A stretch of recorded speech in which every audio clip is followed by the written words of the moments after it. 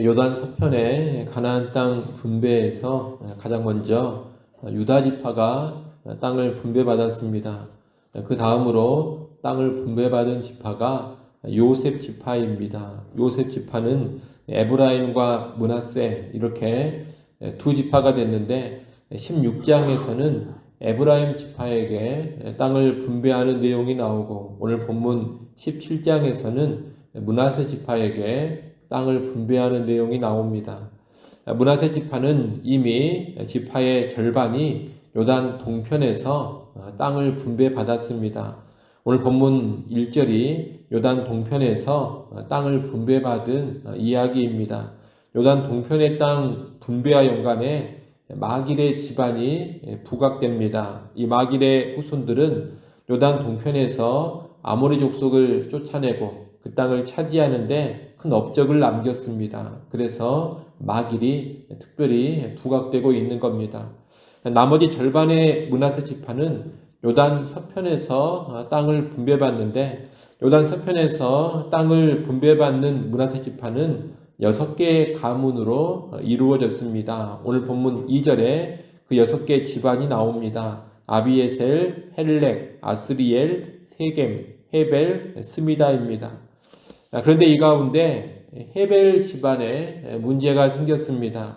헤벨의 아들인 슬로브앗이 아들을 낳지 못하고 딸만 5을 둔 겁니다. 이 슬로브앗의 딸들은 가나안 땅에 들어오기 전 모세에게 딸들인 자기들도 기업을 받을 수 있게 해달라 그렇게 요청을 했습니다. 우리 집안에는 아들이었기 때문에 딸인 우리에게 기업을 달라 그렇게 요청한 겁니다.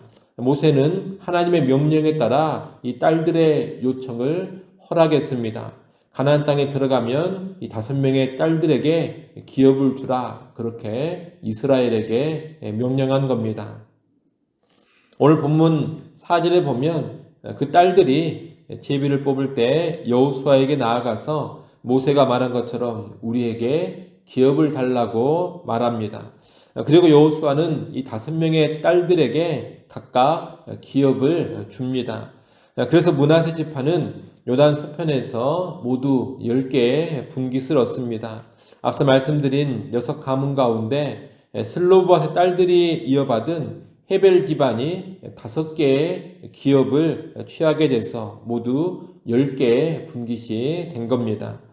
7절부터 13절까지 말씀은 므낫세 지파가 기업으로 받은 땅의 경계를 말하고 있습니다.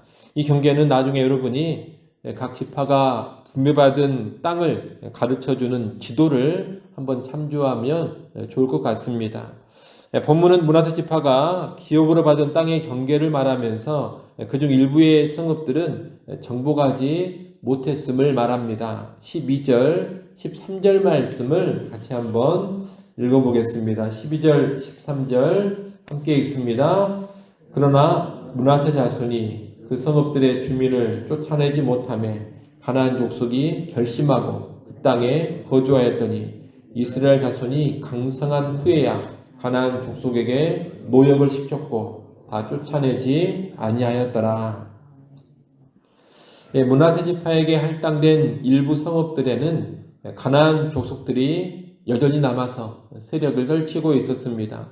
그래서 므낫세 지파는 이 성읍들을 완전히 장악하지 못합니다. 그리고 시간이 흘러 강성해진 후에도 그들을 다 진멸하지 않고 종으로 삼아 노역을 시켰습니다. 이 모습은 므낫세 지파의 믿음 없는 모습이요 또한 불순종의 모습입니다. 믿음이 없어서 담대히 나아가 싸워 정복하지를 못했습니다. 가나안 족속이 강하다 하더라도 믿음으로 싸우면 하나님이 도와주셔서 충분히 이기고 정복할 수 있었을 텐데 자기들은 약하다 이렇게 생각하고 아예 시도를 하지 않았던 겁니다. 또 시간이 지나 객관적으로 훨씬 더 강력해진 후에도 가나안 족속을 진멸하지를 않았습니다. 그때는 종으로 두고 부리는 것이 우리에게 더 이익이다 이렇게 생각을 하고 포로로 삼아 노역을 시켰습니다. 이렇게 므낫세 지파는 믿음이 없는 모습을 보여주고 또 불순종하는 모습을 보여줍니다. 이러한 모습은 앞에서 요단 동편을 차지한 마길의 자손들이나 슬로바셋의 5딸들과는 대조적인 모습입니다. 그들은 믿음으로 싸워서 주신 땅을 정복했고 또 믿음으로 담대하게 요청해서 여자임에도 불구하고 기업을 얻었습니다. 적극적인 믿음을 가지고 기업을 얻은 겁니다. 그런데 동일한 문하세 지파의 다른 사람들은 담대하고도 적극적인 믿음을 보여주지 못한 겁니다. 그리고 믿음이 없을 뿐만 아니라 적극적으로 불순종하는 모습까지 보인 겁니다. 오늘 본문은 유다 지파와 마찬가지로 요셉 지파의 땅 분배에 있어서도 믿음이 있는 모습과 믿음이 없는 모습을 함께 언급하고 있습니다. 이러한 내용은 다시 한번 믿음의 중요성을 가르쳐주고 있는 겁니다. 분배받은 땅을 실제로 차지하려면 믿음이 있어야 한다. 지금 이 이야기를 여호수아는 계속해서 강조하고 있는 겁니다. 뒤에 이어지는 14절부터 18절 말씀 역시 믿음의 중요성을 강조합니다. 이 부분은 요셉 지파의 땅 분배와 연관해 발생한 일입니다. 땅 분배가 끝난 후에 요셉 지파가 여호수아를 찾아와서 불만을 제기합니다. 그들의 불만은 다른 것이 아닙니다. 우리는 큰 민족이 되었는데 우리에게 준 땅이 너무 작다는 겁니다. 다른 지파들처럼 한 번만 제비 뽑아가지고 기업을 주는 것은 이 큰 민족이 된 우리에게 타당하지 않으니 더 달라, 이런 요청을 하는 겁니다. 아마 여기서 말하는 요셉 지파는 에브라임 지파가 주축이었던 것으로 보입니다. 문하세 지파는 요단 동편과 서편 이렇게 두 군데에서 기업을 받았기 때문입니다. 또 15절에 보면 여호수아가 뭐라고 말하느냐, 네가 큰 민족이 되었으므로 에브라임 산지가 너에게 너무 좁을진데, 이렇게 말하고 있기 때문입니다. 에브라임 산지는 에브라임 지파가 기업으로 받은 땅입니다. 그러니 여호수아에게 와서 불만을 표출한 지파는 에브라임 지파로 보여집니다. 아마 에브라임 지파가 주축을 이루면서 같은 형제 지파인 문하세 지파도 합류해서 에브라임 지파의 의견에 동조한 것으로 보입니다. 일단 이 불만은 그렇게 바람직하지가 않습니다. 하나님께서 주권적으로 제비를 뽑아 기업을 주셨는데 거기에 불만을 품고서 우리에게만 특별히 땅을 더 달라, 이렇게 요구하고 있는 것이기 때문에 옳지가 않습니다. 에브라임의 이런 행동은 자칫 잘못하면 이스라엘 공동체 안에 균열을 발생시킬 수도 있는 일입니다. 에브라임 지파의 이런 요구를 들은 다른 지파 사람들이 가만히 있을 리가 없습니다. 또 만약 여호수아가 이들의 불만을 받아들여서 이 요셉 지파만 제비를 한 번 더 뽑게 해가지고 땅을 더 준다면 다른 지파 사람들이 수긍할 리도 없습니다. 지금 이 요셉 지파는 세력이 크기 때문에 여호수아를 찾아와서 이런 요청을 하고 있는 겁니다. 그러나 세력이 커도 지켜야 할 원칙은 지켜야 하는 겁니다. 하나님의 주권적인 배분을 받아들여야 합니다. 그것이 겸손한 것이고 그것이 공동체 안에서 덕을 세우는 것입니다. 그런데 지금 요셉 지파는 자기 세력이 크다고 하면서 이스라엘 공동체가 소란스러워질 수 있는 그런 행동을 하고 있는 겁니다. 이것은 성숙하지 못한 행동이요, 이기적인 행동이라고 말할 수 있겠습니다. 여러분, 내 세력이 크다고 해서, 내 힘이 강하다고 해서 원칙에 없는 특권을 요구하거나 또 내 마음에 들지 않는다고 해서 정해놓은 원칙을 흔들어 버리는 일을 해서는 안 됩니다. 간혹 교계를 볼 때 규모가 아주 큰 교회들이 이런 일을 행하곤 합니다. 자기 교회 규모가 아주 크다고 해서 교회 법도 무시해버리고 총회에서 결정한 것도 무시해버리고 하고 싶은 대로 해버릴 때가 있습니다. 근데 그러한 모습은 대단히 바람직하지 못한 모습인 겁니다. 교회 안에서도 유사한 일이 벌어질 수 있습니다. 헌금을 아주 많이 하는 그런 사람이 교회 안에서 자기 멋대로 행하는 그런 모습을 보일 수 있고, 자기에게만 어떤 특별한 특권을 달라고 요청할 수도 있는 겁니다. 그러한 모습은 성도로서 바람직하지 못함을 알아야 합니다. 오늘 우리는 그런 모습을 경계할 수 있어야 하겠습니다. 요셉 지파가 이렇게 불만을 제기하자 지도자 여호수아가 지혜롭게 대처합니다. 이 여호수아는 어디 지파 사람이냐? 에브라임 지파 사람입니다. 그런데 지금 에브라임 지파가 나와서 문제를 제기하며 특권을 달라고 요구하고 있는 것 아닙니까? 같은 에브라임 지파 사람인 여호수아가 자칫 잘못하면 혈연에 이끌려서 에브라임 지파가 원하는 대로 해줄 수도 있습니다. 그런데 여호수아는 참으로 좋은 지도자입니다. 여호수아가 원칙을 깨트리지 않습니다. 사사로운 감정이나 정에 이끌리지 않았다는 겁니다. 아주 공명정대하게 지도력을 발휘합니다. 여호수아는 새로운 기업을 제비뽑아 주지 않습니다. 대신에 할당된 영토에 해당되지 않은 산림, 야산을 개척하라, 그렇게 명령합니다. 개척해서 개간지를 만들어 경작할 땅을 넓히라는 겁니다. 그리고 이미 할당된 가나안 족속의 성읍들을 쳐서 정복하라고 합니다. 이미 주어진 땅들을 방치하지 말고 적극적으로 정복해서 소유하라는 겁니다. 이에 요셉 지파는 변명을 늘어놓습니다. 산지는 넉넉하지 못하다, 그렇게 말하고 가나안 족속들은 철병거를 가지고 있어서 정복하기가 힘들다, 그런 소리를 합니다. 한마디로 못하겠다는 겁니다. 이들은 도전적인 믿음, 담대한 믿음을 전혀 보여주지 못하고 있습니다. 그저 무슨 요청만 하고 있느냐?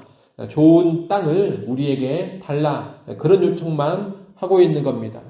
이에 여호수아는 다시 한번 강하게 이들에게 도전합니다. 17절, 18절 말씀을 보십시오. 17절, 18절 말씀 우리 같이 한번 읽어보겠습니다. 함께 읽습니다. 여호수아가 다시 요셉의 족속 곧 에브라임과 므낫세에게 말하여 이르되 너는 큰 민족이요 큰 권능이 있은즉 한 분깃만 가질 것이 아니라 그 산지도 내 것이 되리니 비록 살림이라도 내가 개척하라 그 끝까지 내 것이 되리라. 가나안 족속이 비록 철병거를 가졌고 강할지라도 내가 능히 그를 쫓아내리라 하였더라. 아멘. 여호수아는 너희가 말한 대로 너희는 큰 민족이기 때문에 한 분깃으로 만족하지 못하겠다면 산지를 개척하라고 합니다. 큰 민족이면 능력이 있으니 그렇게 하라는 겁니다. 그리고 가나안 족속이 철병거를 가지고 있어도 능히 쫓아낼 수 있으리라고 도전합니다. 한마디로 큰 민족이라면 큰 민족답게 능력을 발휘하고 믿음을 보여서 개척하고 정복해서 땅을 넓히라는 겁니다. 여호수아는 원칙을 깨면서 땅을 그냥 주지 않습니다. 땅이 정말로 좁아서 힘들다면 너희가 믿음을 발휘하고 능력을 발휘해서 넓혀가라, 그렇게 말합니다. 그것이 큰 민족다운 모습이라는 겁니다. 이렇게 여호수아는 아주 강하게 도전을 하고 있습니다.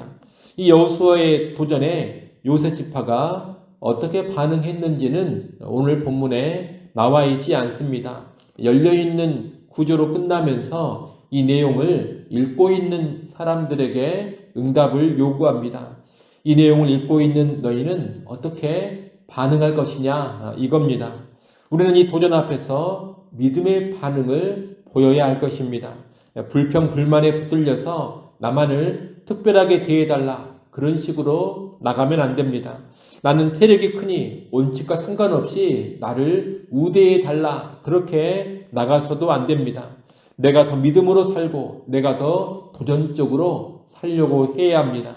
문제 해법은 불평, 불만에 있는 것이 아닙니다. 어디에 문제에 진정한 해법이 있느냐? 믿음에 있는 겁니다. 인간적인 생각에만 사로잡혀서 책임을 회피하고 도전적인 믿음을 잃어버린다면 미래가 어두워집니다. 우리는 그런 삶을 피해야 하겠습니다. 여러분, 불평만 하면서 가만히 앉아 받아 먹으려고만 하는 그런 삶을 살지 마십시오. 불평, 불만이 가득한 가운데 내 중심으로 모든 것이 돌아가게 하도록 그렇게 살려고 하지 마십시오. 그런 모습은 하나님의 백성답지가 못합니다. 하나님을 믿고 의지하면서 개척할 것을 개척해야 합니다. 새로운 시도를 할 줄 알아야 합니다. 불평과 수고를 감수하면서 도전할 것을 도전해야 하고 싸워 이길 것은 싸워 이겨버려야 합니다. 그럴 때 새로운 역사의 창이 펼쳐지는 것이고 우리의 인생이 더 새로운 모습으로 진전을 이루게 되는 겁니다. 우리 모두는 그런 믿음으로 살아갈 수 있기를 간절히 소원합니다. 기도합니다.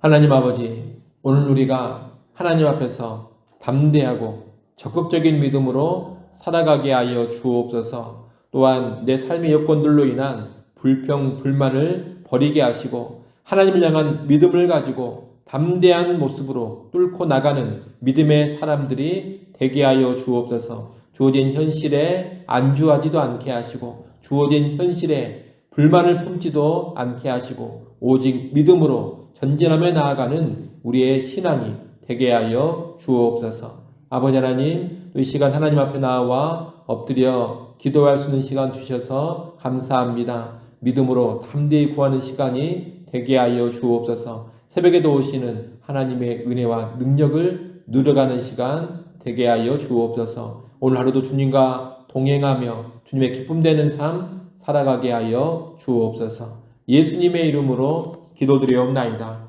아멘.